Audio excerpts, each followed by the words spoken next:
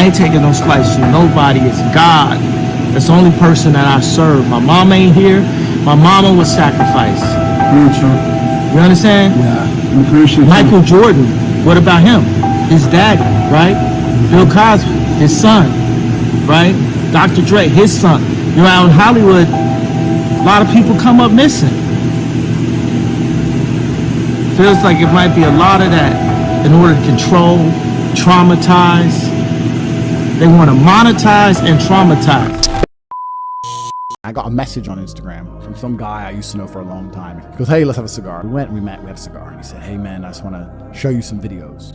And he showed me some videos of him with some very famous people. And he said, bro, you need to be careful. I was like, what? He goes, when I was hanging around with these people, he was saying they had to sell their soul to a degree to get that level of influence. And he's saying that the people who are in charge of controlling the narrative don't like people who have a huge, huge influence who they don't control to some degree. And you need to be very careful.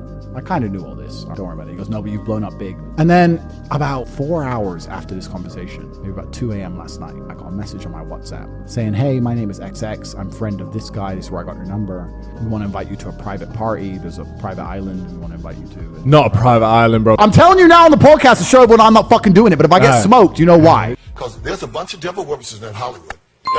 And there's a lot of black folks too.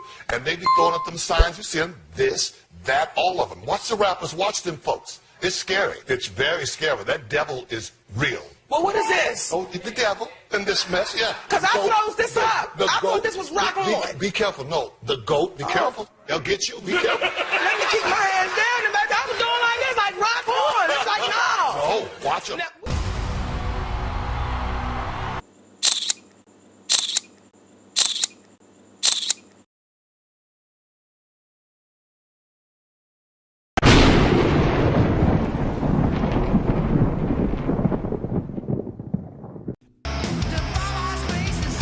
Dave Mustaine is one of the gods of metal, a founding member of Metallica and the founder and frontman for Megadeth. He says he has no doubt about the devil. The greatest lie he's ever told was convincing people he doesn't exist. And I, you know, you see people that think that he's like red. He's got a goatee and a pointy tail and stuff like that. He doesn't. He's very beautiful. He's an angel. Why would he look like some monster? He's capable of looking just like you. I was, and I do believe in the dark side. Most people think that, you know, black magic and witchcraft and stuff like that isn't real or it doesn't work. And I know that it works. Mustaine's fascination with the occult continued into his adulthood. I was doing a lot of blood packs with people. This is before we found out about AIDS. It was real simple stuff where you cut your thumb and you rub it with somebody else and become blood brothers. I don't want to make a spiritual covenant and mixing my life with somebody else who I don't know who they are or how they are. The Bible said that blood is life. And like so many people we have met, Mustaine believes that he opened the door to demonic forces, which had a profound impact on his life. Better for it. I think that I'm more dangerous now that I've become a Christian than I ever was before when I was trying to go the opposite route because I'm armed with the truth now.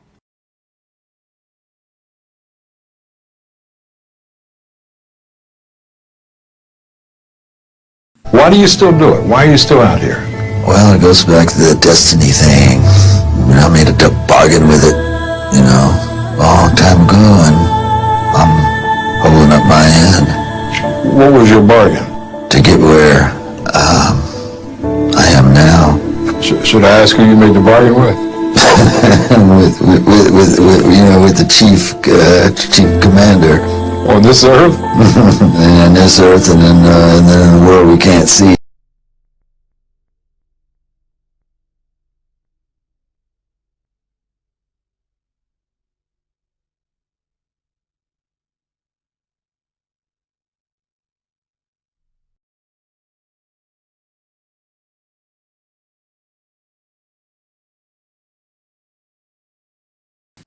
You ever look at music that you've written and look back at it and say, whoa, that surprised me? I used to. I don't do that anymore. I don't know how I got to write those songs. What do you mean you don't know how? Well, those early songs were like almost magically written. Darkness at the break of noon, shadows even the silver spoon, a handmade blade, a child's balloon. Eclipses both the sun and moon to... It was way better than I expected. And this is Beyonce's debut. Sasha was in full effect. Sasha is my alter ego. And when people see me, sometimes I think that when they meet me and they speak with me, they're expecting Sasha. And I'm really kind of shy, and not really shy, but more reserved, and nothing like Sasha. I guess I wouldn't be very entertaining on the stage, so Sasha comes out, and she's fearless. You know, she can do things that I cannot do when I'm in rehearsal. I mean, I can try, but then it just doesn't happen. I can sing notes and sing strong and do all these things that when I'm just by myself, I can't do. And I remember right before I performed, I raised my hands up, and it was kind of the first time I felt something else come into me, and I knew that was going to be my coming out night for the BET Award. Like, when you're getting ready to go on stage and perform, does Sasha Fierce, when does she show up? Usually when I hear the crowd, I put on my stilettos. When, like, the moment right before when you're nervous and that other thing kind of takes over for you. Then Sasha Fierce appears, and my posture and the way I speak and everything is different. But no, is it like a process that happens too? Like you were talking about the high heels, like once the lashes go on and the makeup, all that stuff. It's kind of like when I do a movie, becoming the character. Once you put on the wig and once you put on the clothes, you walk different. On special occasions. Show up it shows up sometimes at the house. Yeah. But definitely when I'm nervous or whenever I have to perform, whenever I have to do choreography or something that's difficult, and it's no different from anyone else. I feel like we all kind of have that thing that takes over. That's how I got introduced to the music industry. I swear I wanted to be like the Amy Grant of music. Yeah. But it didn't work out, and so I sold my soul to the devil. Well, needless to say, sold my soul. I swear, Lucifer. I sold my soul to the devil. Why is your hand over your eye? Because I'm a devil worshiper. We talking. Your ultimate goal is to be famous, then you're gonna do a lot to get there, like sign your name in blood in a contract with the devil. Sold my soul, now I can buy anything. Alright, y'all. I'm finna sell my soul. I'm gonna hit y'all when I'm through. I'm gonna be rich as hell. Alright.